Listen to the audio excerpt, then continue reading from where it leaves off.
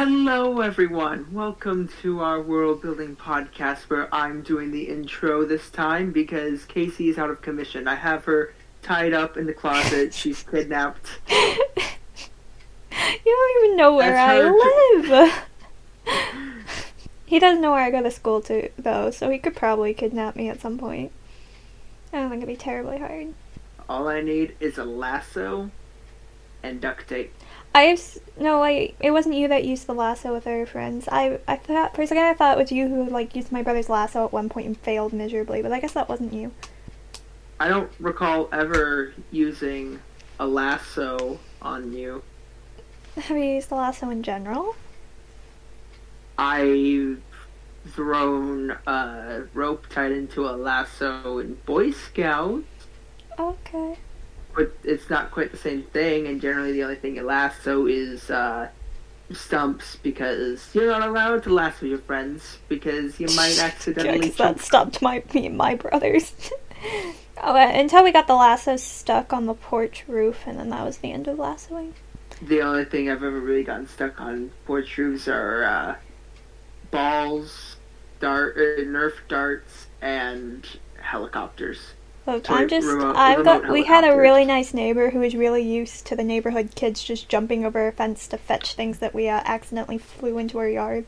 Are we world building, or are we talking about our life stories of getting stuff stuck on roofs? I feel like this is a different podcast. No, let's do some world building. You've got your prompt, right? Yeah. Okay, so I was thinking back to the whole narwhal world that was created, where it was what was it, 2 episodes ago?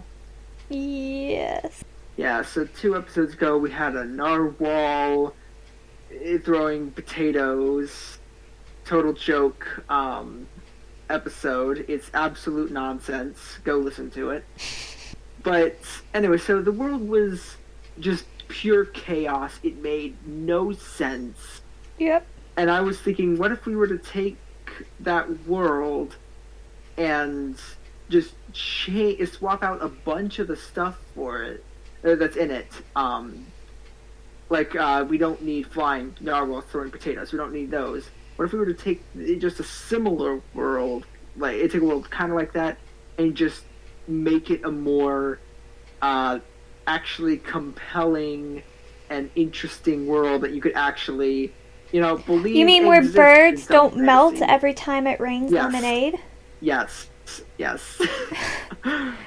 Also, I realized that I want to note this because I realized this while I was re-listening to the podcast and editing it, was we were sitting there and you're like, oh, the birds can just take shelter, and then this thought occurred to me, there's no trees. The birds can't take shelter anywhere. They just melt. Just get under a little crystal ledge or something, and there you go. Anyway, They're floating islands that they probably have dug little holes into underneath. They're gonna have some strong... They're cotton candy. How are they digging holes with any... They have candy corn beaks. No, we scratched that because we made candy corn bees because I misheard you. Did we not make the beaks candy corn as well? No, they can't have... Oh. That'd be weird if their beaks were the bees. It'd just be weird. Not that this world isn't weird. But apparently, if you're confused by anything we said, you can go and rewatch that episode. I'd recommend it. It's good. And if you don't want to, you don't have to. That episode was just plain confusing, so you'll be confused no matter what. Just even if you're listening right now, you're still confused. I'm still confused. Okay, so because there were several things that were put into the narwhal world. That's what it's going to be known as from now on. It's just the narwhal world. Cool. There were a few things in there that I was actually looking at thinking, if you were to just change this a little bit, this could actually make for an interesting fantasy world. Yeah. So, what I was thinking was, the whole crystal floating islands thing, that's a thing I was thinking we could keep. Crystals being able to see into the future, but certain people being able to see more clearly into the future than others. Crystals can give you a general idea of what the future's going to look like, but they aren't super clear. Whereas others have honed their skills and are able to see clearly into the future. That's an interesting idea. Uh, Gravity being genetic, I think that's pretty. I mean, and I kind of like the idea of like the narwhal wish granting, but I feel like the narwhals decide if your wish comes true.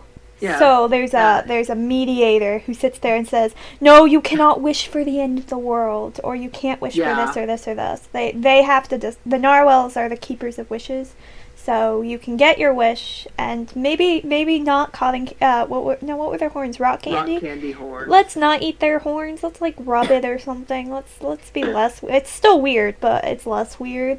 Okay, Yeah. so let's say that we kept the narwhals in the narwhal world. I mean, we have to. It's the narwhal world. Okay, so they still fly. Yeah, because it's gravity's genetic. This, like, as serious and as least goofy as possible. It's so the genetic. They don't have that much fly. gravity.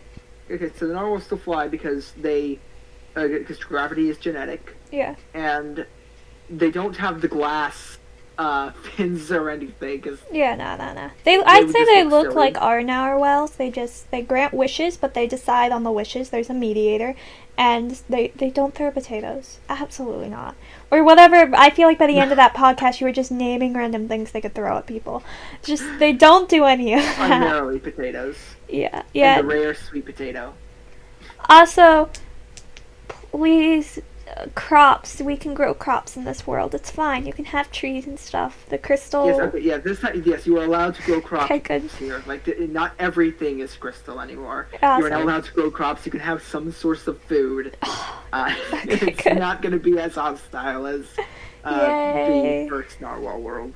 See, okay, my favorite. I still like the bees, but I almost feel like now they're normal bees. But there are still bees that can't fly because of. Or like bees got the bad end of the stick of the gravity. So they just kind of crawl around. Yeah, their genetics are a little bit wonky.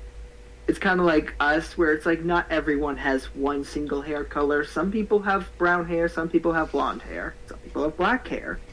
It's all over the place. Whereas pretty much every human out there has two hands.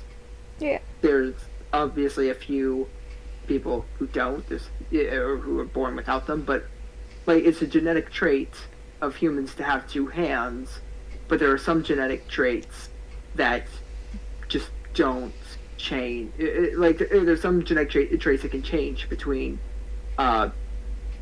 skin color, people. eye color, hair color, nose shape, eye shape, lip shape, face shape, body type, how much muscle you can get. There's a lot of genetics are fun. That's like the only thing I enjoyed in science class was when we did genetics.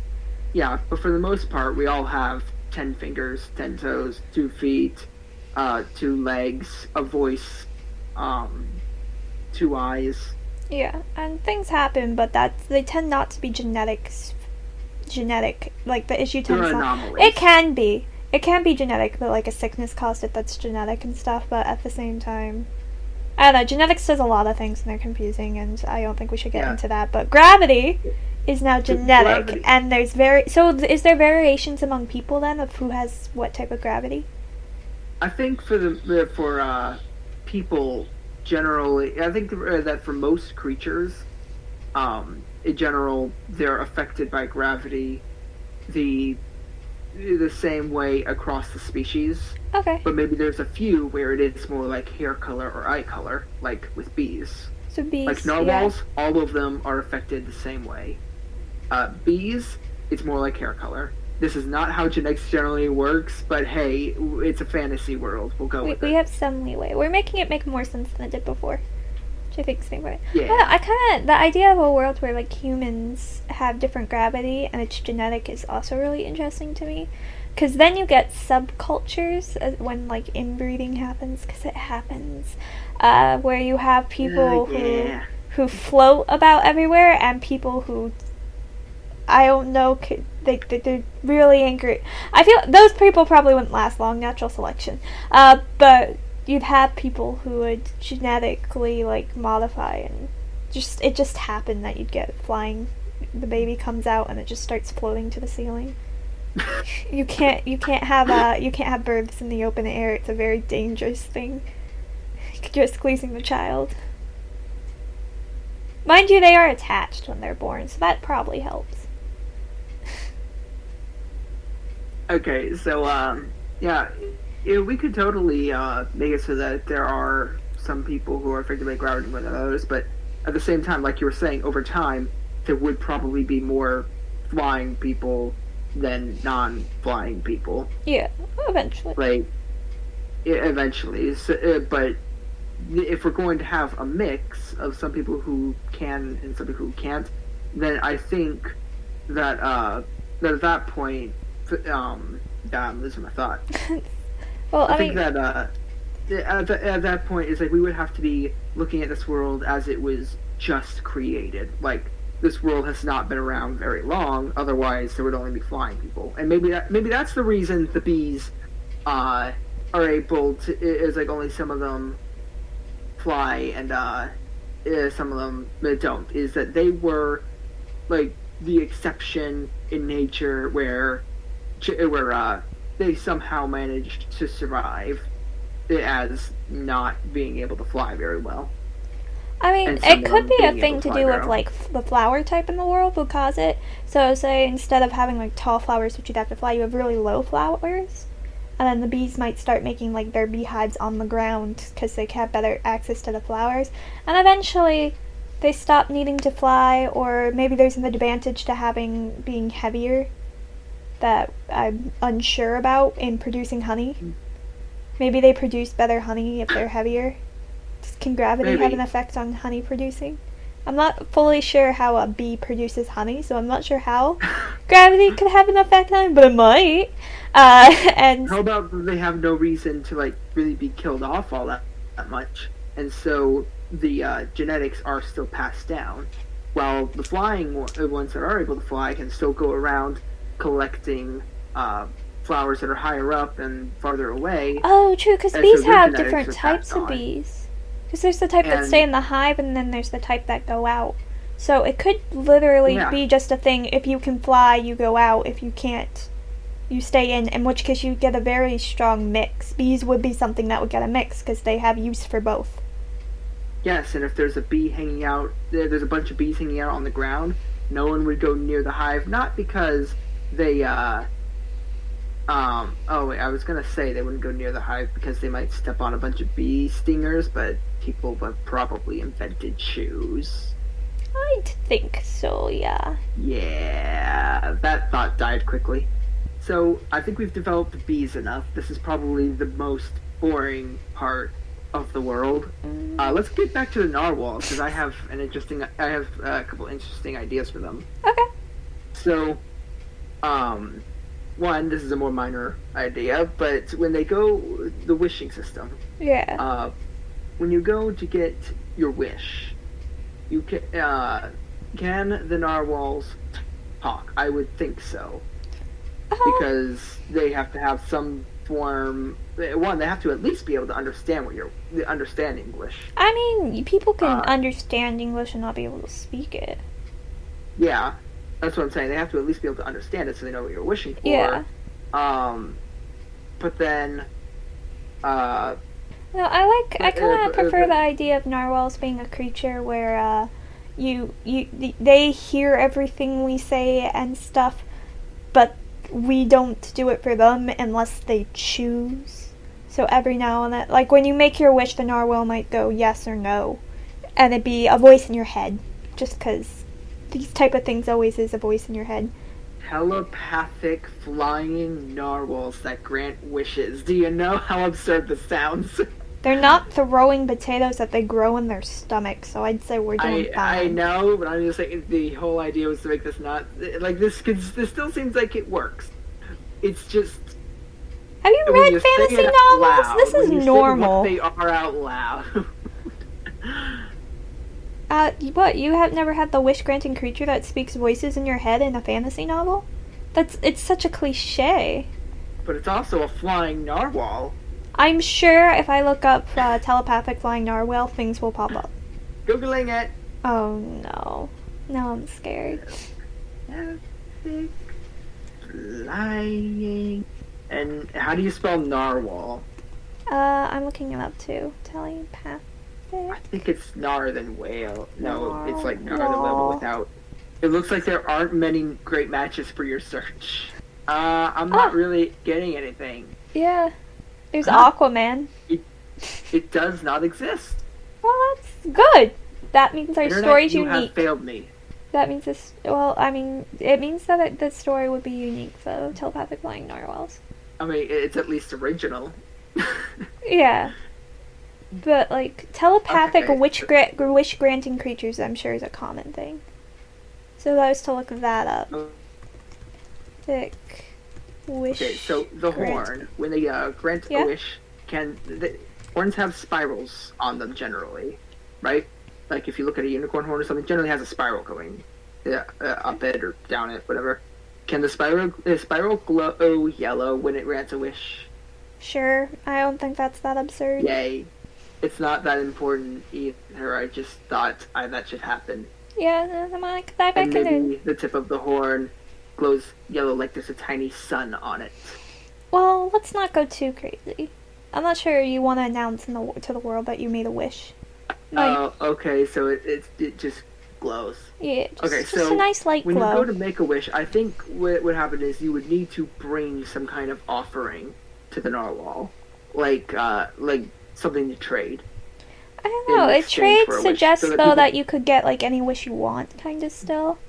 Maybe I would think it would be you can get just about anything you want within reason.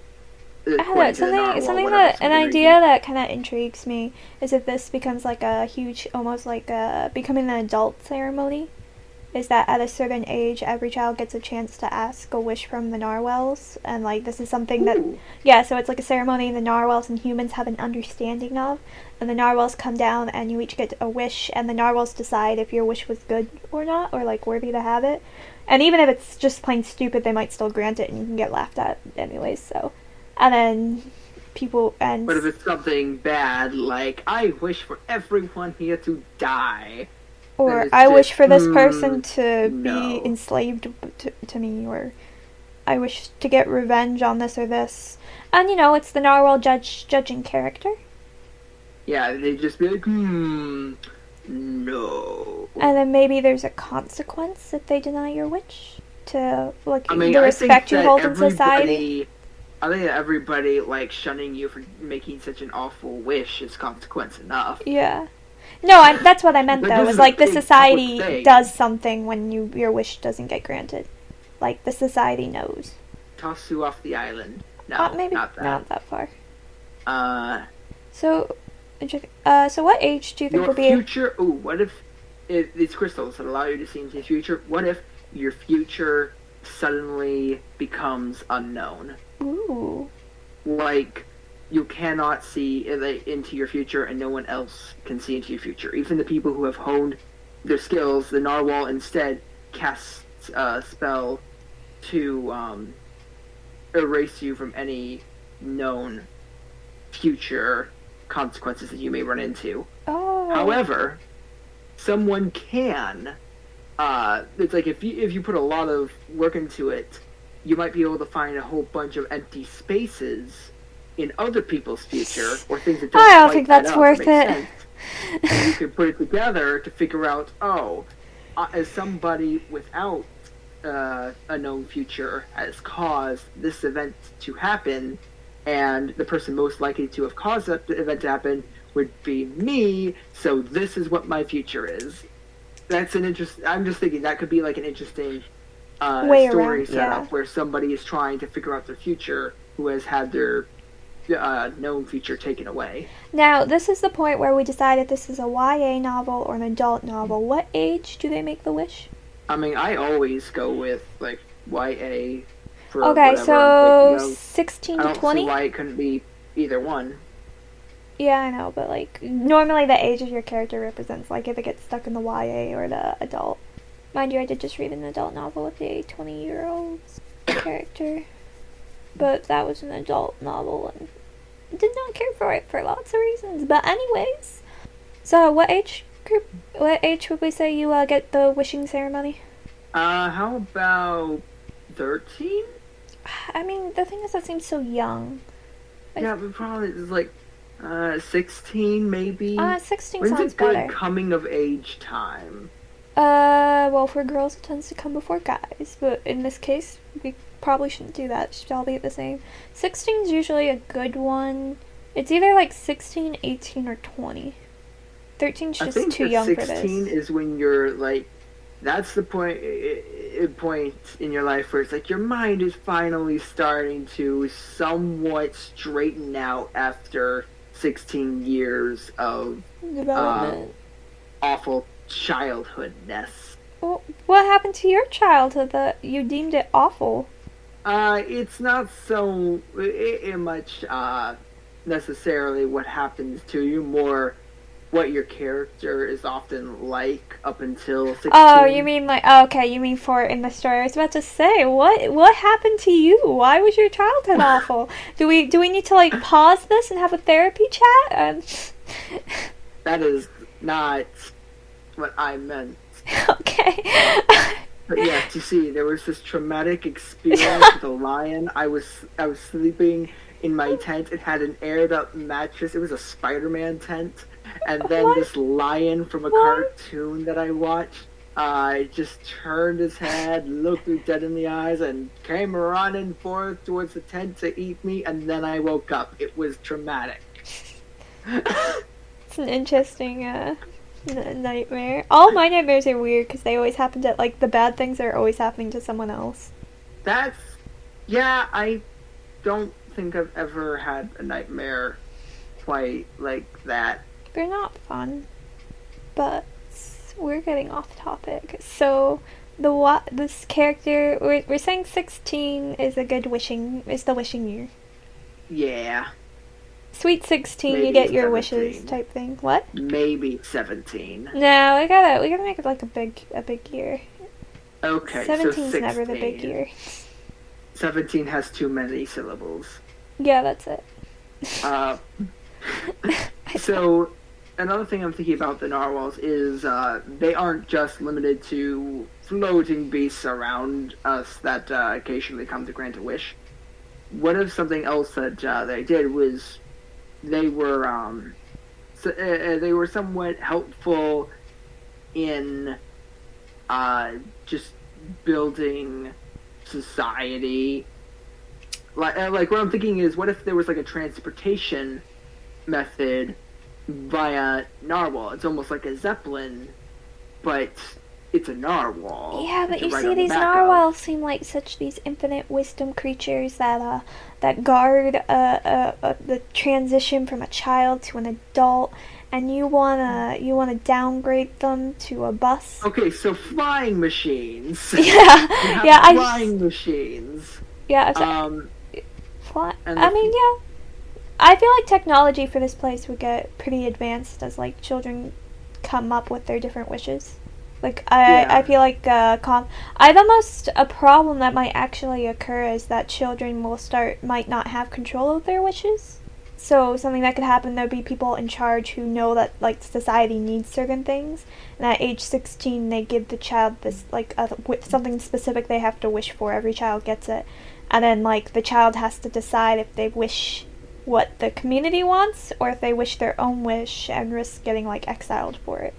What if a narwhal can undo a wish? I don't think a narwhal should be able to undo a wish. What if you wish to undo a wish? In which case, yes, the narwhal could undo the wish, but at that point, the narwhal chooses. Or maybe that's just a wish a narwhal can't grant, and then you lose your one wish chance. I'd imagine that'd be something people. I don't think wishes should be undone just because the aspect of the wishes is that the narwhal chooses if it's worthy or not, and then if it's undone, that just kind of it ruins some of the significance of a wish.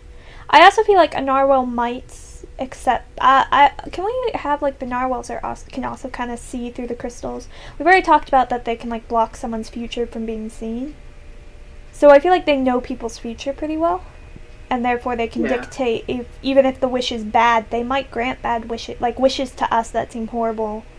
They might grant them because they see the future better than the humans do.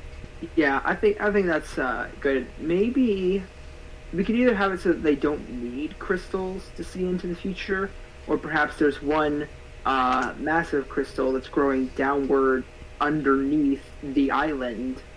Like it's almost like the core of the island, and also the base of the island, or at least one of the islands. Yeah. Maybe the main island, where they can all just like fly down to and see into the future with it. And they're better at seeing into the future than any human is. I like that, but maybe. But they also don't give like perfect. Like, see, I were to go and ask a narwhal, "Hey, what's my future like?" They either won't tell you, or they'll give you a very vague answer, because to tell someone the future gives them the opportunity to change the future, and it throws a lot of things out of whack and makes it difficult to properly see the future. Plus, whereas if narwhals you were to go are a skilled human, then a human could be like, I can give you mostly a concrete answer, but there's a little bit of wiggle room, and some things could go wrong if you were to try and change it. Also, narwhals, I think we've established narwhals are the superior creature in this world. Like, they're the higher being. Yeah. They're up there, so, and I feel like with any higher being, they're cryptic to the point of the reader being annoyed and the writer just laughing maniacally. Because they know the answers to everything. They're even above the narwhals, but the reader is just stuck with the same answer that their protagonist is. It's great. Unless they're a discovery writer. True. Then the narwhals are above the writer. Yeah. Yeah, but at some point the writer becomes the same as the narwhal. It just takes him longer. Because eventually they finish the story. It's like, how long do narwhals live? They're magic narwhals. They can live as long as they want. So I feel like there's a set number. Like centuries of honing your craft in being able to predict the future. That is what a narwhal does. The writer writes one book and can predict everything perfectly. Yep. See, people underestimate the power of a writer, but they shouldn't. They should not. I have an ink pen, fear me. They should. People should. We can do things. Mind you, it's all on paper, but once you read it, it's then also in your head. And we're in your head. And you can't get us out of your head. You can try, but we'll find our way back in. We always do. And unless you're one of the most forgettable writers in history. In which case you're not really a writer. Because a writer has to leave some impact, I feel. Either you worm your way into somebody's head and people saying, wow, that was amazing, or B, you worm your way into their head by people saying, that was so, that was like an emotional roller coaster, and I am both traumatized and happy and sad and all these emotions at the same time. Or the third option, it's so you bad. made something so horrific that people just can't get it out of their head. Star Wars! Or yeah, or if we really want to use Star Wars, Isaac, it's got to be the Christmas special example. What? The Christmas special. There's a movie I can't get out of my head to save my life. Don't watch it, guys. It's not worth it. Or if you do it with friends. Like, you have to get a group of you and just experience it together. It's better that way. Don't watch it on your own like Isaac did. That's just a stupid idea.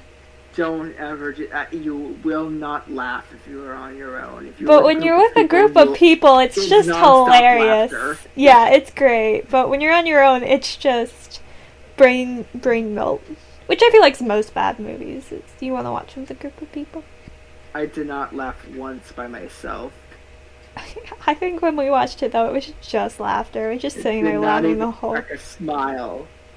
Yeah, the moment the dad got in the chair and the woman showed up and started doing whatever she was doing, we lost it. We were all just sitting there like, no! How? You feel so uncomfortable. Anyways, we're getting off topic. We could rant about the Star Wars That's like, movie. What, the fourth time this podcast? This is just a ranty podcast. It's fine. Yeah, I mean, this is just like a rebuild of a previous...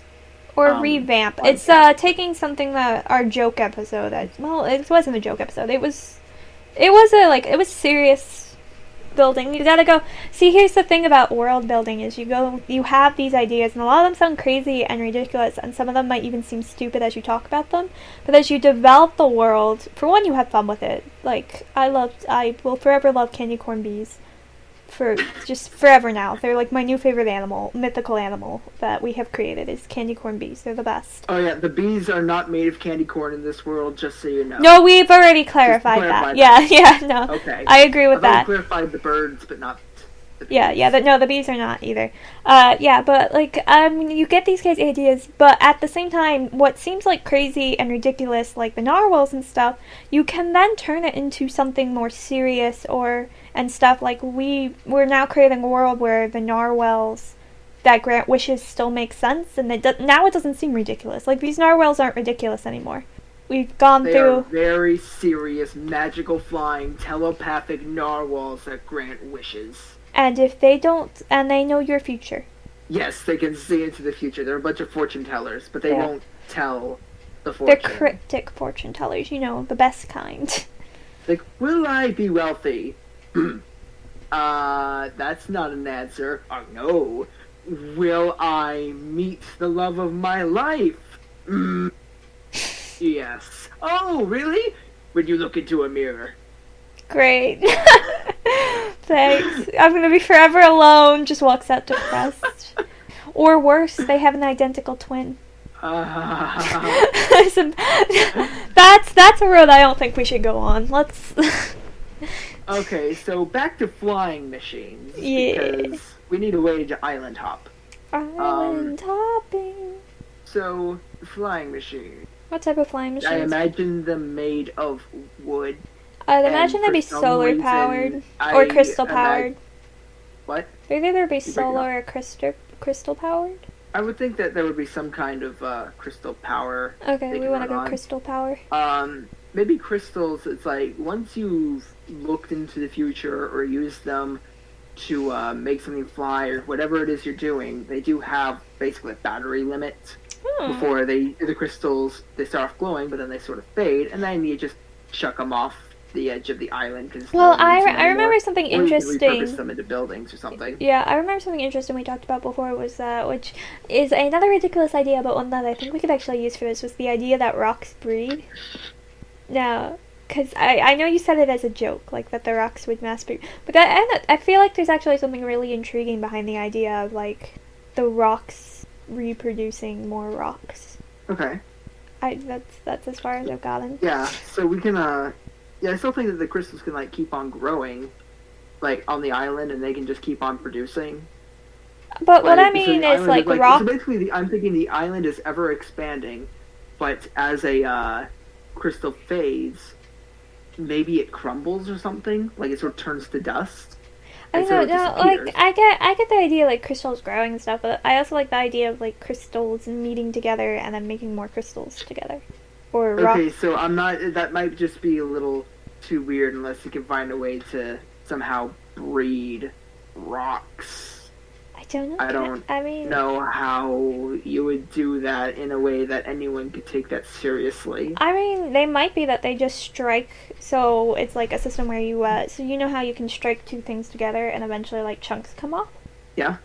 It could be that. Like the crystals will occasionally, through some, I'm sure, scientific or magic, this is the magic world, so do whatever. They have times where the crystals get like magnetically charged to each other and they kind of just strike each other until they make smaller crystals that then start to grow. Like what if they were stuck together and smaller chunks fell off and they ended up forming like crystal seeds that over time could grow? Yeah. Okay. Yeah, see, look, crystals breeding-ish. Kind of. I mean, yeah. I mean, they're rocks. They can't actually... I can see people creating crystal farms. Crystal farm. Like, instead of growing potatoes and poisonous carrots, we have crystal farms. I like crystal farms. I mean, you'd still probably have your carrots and... not poisonous ones, mind you, but you'd have your carrots and your potatoes and other things, because they can grow other things here. Farms as well for food source, but yeah, crystal farms could be another thing that they have. If you want pumpkin pie, you can have pumpkin pie in this world. And I think this also introduces the idea of getting better genetic crystals, like two crystals that strike together, they met their charge, like their shards peel off and like form a seed. and that seed is like an element of these two crystals. So if you have two really powerful crystals and you can convince them to strike against each other, you get an even more powerful little seed to grow. And then this way you can you can genetically intensify, whatever it's called, these crystals to have crystals that tell the future better, or are better power sources, depending. Like there might be some crystals better for fortune telling, some that are better for power sources, some that are better for building, like they're extra strong and stuff. And so you can breed the crystals until eventually you get like distinct crystals that are only good at one of these things. Yeah, so I could see people being on the hunt for more and more powerful crystals, like just the most powerful crystals they can find, so that they can grow the most powerful crystals possible. Some real money in that. Even getting into the flying machines and going off on adventures to faraway islands to search for stronger crystals than what. I mean, and now you get those myths about like the all-powerful crystal that will let you get a seed from it if you do whatever or something, and then that sends your adventurer off. The all-powerful crystal that allows you to see perfectly into the future with the vision of a narwhal. Because one rule to establish, the narwhal's crystal, you don't touch that. And also, I feel like that crystal, for one, will not work for humans. For two, does not participate in the breeding of the growing of crystals. And three, the narwhals would kill you if you tried to touch it. Yeah. Just. And what if there was this legend of a hidden crystal somewhere in this world that there are people heading out to search for and find, that allows you to see into the future as clearly as a narwhal. But the catch is it's only one use, like everything else ever is. Yeah. I mean, it's an interesting story idea. And then all it takes is one kid wishing to know where the location is, and then the narwhal being like, okay, I see into the future and you're supposed to get this. And then finally granting that kid that wish. And then you got an adventure, and you might even get a narwhal companion. If the narwhal like sees into the future and realizes it wants to help this kid get to that crystal, you got your little two-person gang for some weird wisdom banter. And you've got a mission, and you can charge ahead, and it could be very interesting. For some reason, I envision this crystal being a black crystal ball. I don't know why. I didn't really imagine. I guess crystals could grow in like whatever shape they want. They are magic. I wonder if that's just another thing. If you get like decorative crystals. I don't see anybody being able to wish their way to the crystal. No. Wish to know where it is, like to have a map. Wish to know where it is. Yeah, and then this one, and then if the narwhal thinks you're worthy to know, the narwhal will let you know. But then if he doesn't think you're worthy, then he's just going to say, nah, I'm not going to tell you. Instead, I'm going to just not let you have your wish. And that could be another thing that can still and then they try anyways, and it's a good novel either way. It just depends on like what type of hero you want, and then by the end, if they get it, even though the narwhal said no, you realize, oh shoot, the narwhal was just helping me grow as a better person and be more confident in myself by not granting you cursed narwhals knowing the future and what's best for me. And if you're not interested in adventuring, you could have a fun story of Crystal Wars, of people fighting against. My dog is playing in the background. It's fine. Noise. Thank you for informing them. We'll just continue over her. Yeah, but we can have like Crystal Wars, so you could have different families who have their farms of crystals and they're having battles over who could get the best crystal and conflicts related to that. And they're trying to abuse their kid to use their wish for their benefit. But the kids don't want to, or they're scared that the narwhal will say no, and then, you lose your future telling. Or you got the future tellers, and someone just telling the future could be fun. So lots of good story options in this world. Yeah. I'm much happier with this world now. Okay, so, what's the weather like? It's not lemonade. It's not lemonade. What if this time, like, your source of water was an infinite sphere of water, like just a small sphere, not only a massive sphere, maybe the size of, I'm gonna say 30 basketballs, just put into a spherical shape, piled on top of each other in a spherical shape.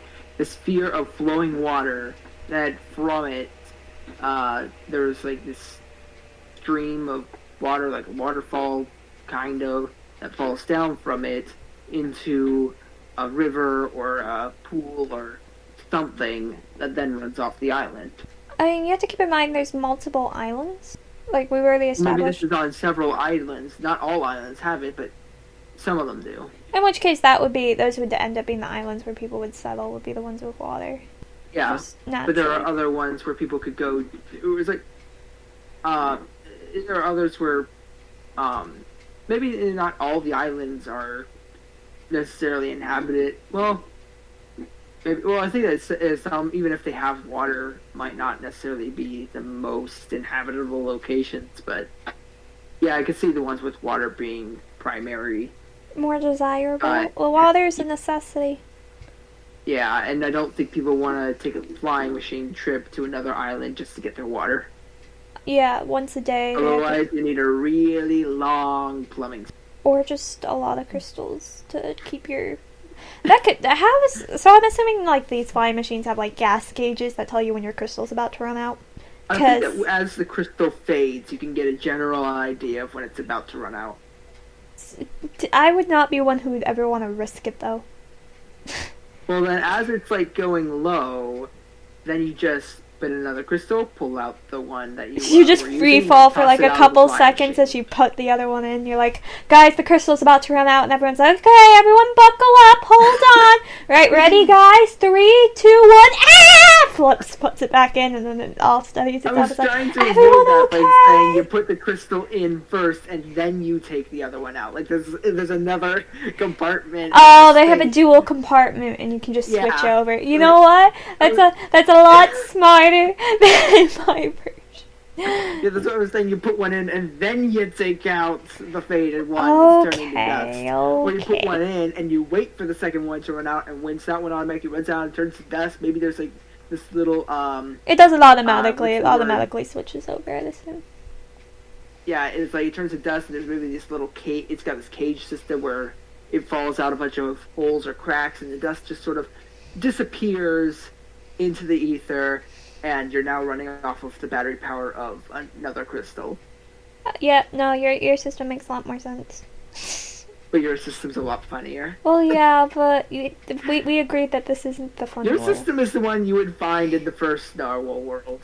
Yeah, my system. Yes, exactly. That's the system for that world. But in this one, they're smart, and that allows them to do like longer trips and not feel worried. Because the scariest thing that could happen is you're on this extremely long journey, which is a fun element to use in our adventure finding story. Is you're in the middle of nowhere and all of a sudden you realize you have like one crystal left, and that adds tension and like anxiety. You don't want to run out of crystals or else you plummet and die. So yeah, it's a good tool. I would recommend using it in the book to whoever wants to write this. Yeah. So how far can you fly downward in this world if there's no base, like no land underneath all of the islands? How far can you take a flying machine downward before you die or something else bad happens? So I feel like it's like us going up in this world. Is that you just start losing oxygen and it gets cold, and then eventually you die from lack of oxygen. Okay, I like that. Yeah, so that's what I'd imagine it'd be. I'd also imagine in this world, going up still also has that effect too. Like you're in the middle pound and there's still a lot of up and down you can go, but either way, the further you go in both directions equals death.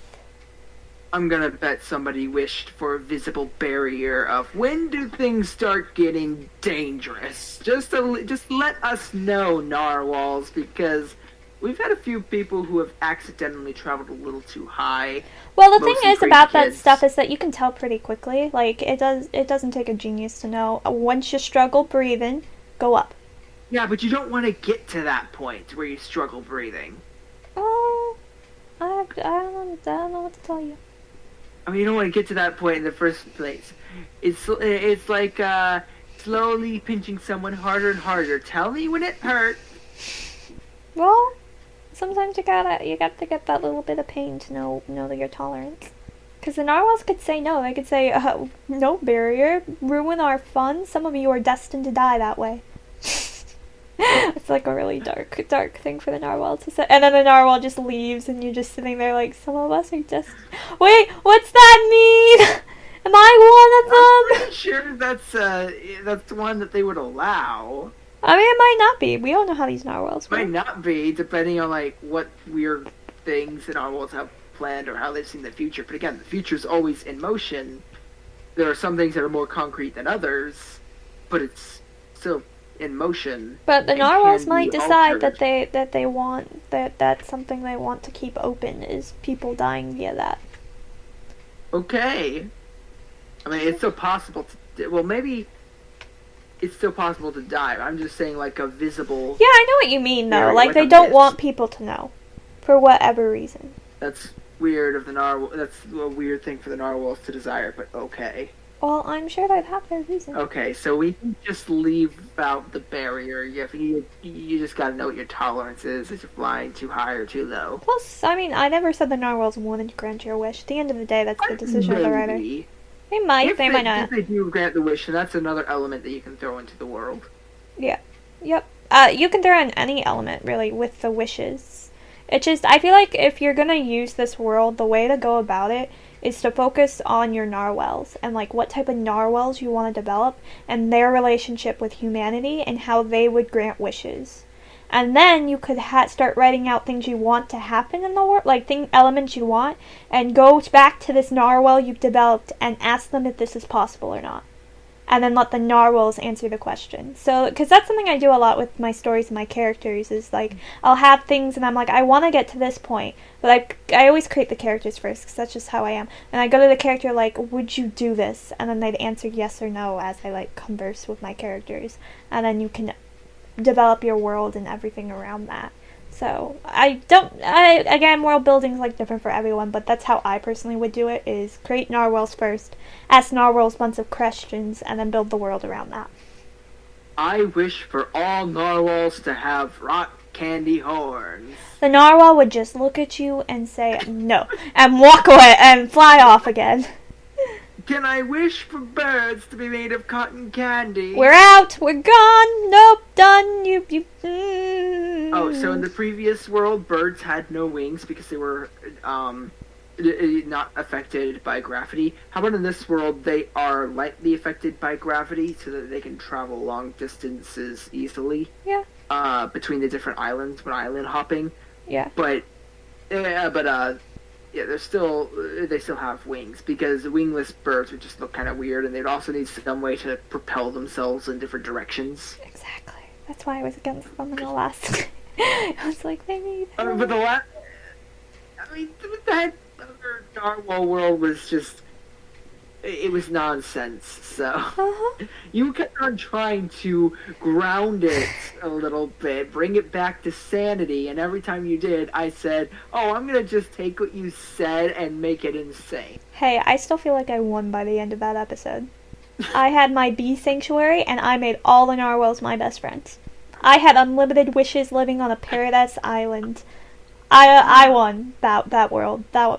Yeah, but this world, this isn't a world you win. Yeah. This is a world you build on. Yeah, watch out for the tornadoes.